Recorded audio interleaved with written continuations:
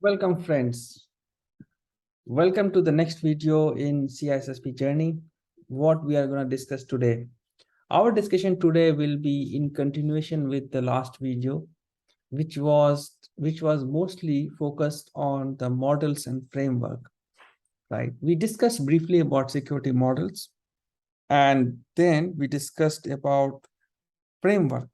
Now, security model is something which is going to come in detail when we will discuss access control, right? So we will park this topic, and in this chapter which we are reviewing, uh, we will be mostly discussing security framework.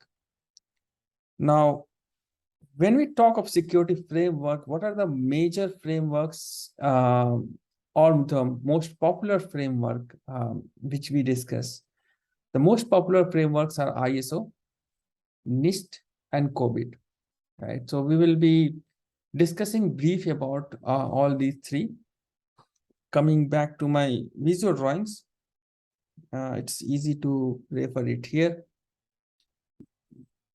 Now, there are few mistakes in this drawing. I will be correcting it when I will be explaining the video. Now, ISO IEC 27000, it's an international organization for standardization, or International Electrotechnical Commission 27000. What they say, what they mean by IEC basically. And ISO, as we all know, International Organization for Standards. So international standard that can be the basis of implementing organizational security and related management practices. This is most popular. Almost all standard company, they go for ISO certification to showcase that they are having enough standard security practices, processes, tools, and technologies to safeguard the company, right? So this is ISO. There are different flavors of ISO, which we will discuss when those topics come, in our discussion. Now, coming to COBIT, we will discuss a fair bit of COBIT here. What is COBIT? COBIT is basically documented set of best IT security practices crafted by ISACA. ISACA is Information System Audit and Control Association. Now, COBIT prescribes goals and requirements for security controls. It encourages mapping of IT security ideals to business objectives.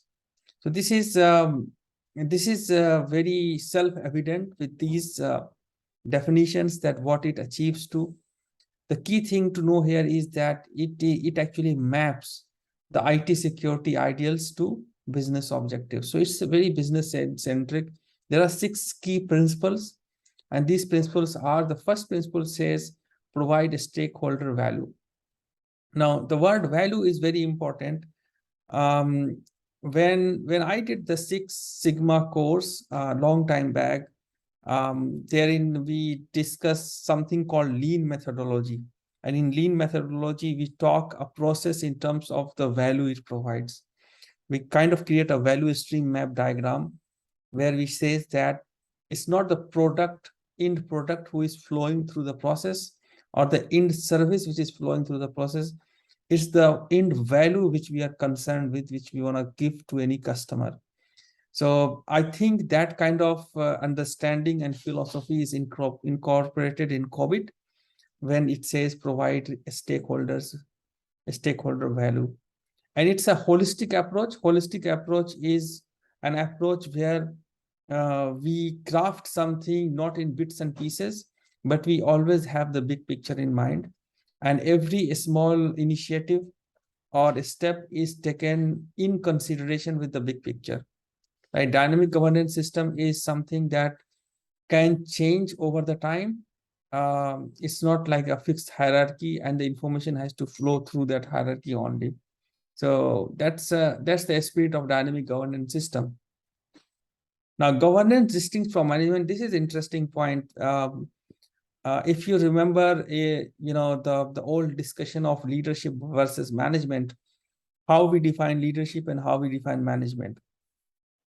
Now, leadership is there is a famous quote which says that management is doing things right, and leadership is doing the right thing, right? So the leadership term in information security domain is mostly a reference with the term governance. So here we can say that the governance is doing the right thing and management is doing things right. Right. So its equivalence is that if someone is climbing a ladder, or a staircase, take the example of ladder. So if how efficiently and how fast you can climb the ladder is basically the management. And if the ladder is leaning against the right wall or not, that's governance. That is basically the holistic approach. So this difference we should have keep in mind, that governance is distinct from management, and in COBIT, uh, uh, this distinction is very clear. How it is very clear, I personally haven't gone through the COBIT documentation so far. I'm making this analogy and making this explanation so as to you can remember these 6 key principles. So first is provide a stakeholder value, like you don't consider about the end product or the end service, but you provide you are concerned with the value you are providing. You are concerned with the whole spirit of the end product, which should flow through your process. Second is the holistic approach. You should have the big picture always available, and where whatever you design, small or large, should align with the big picture. Governance system is dynamic.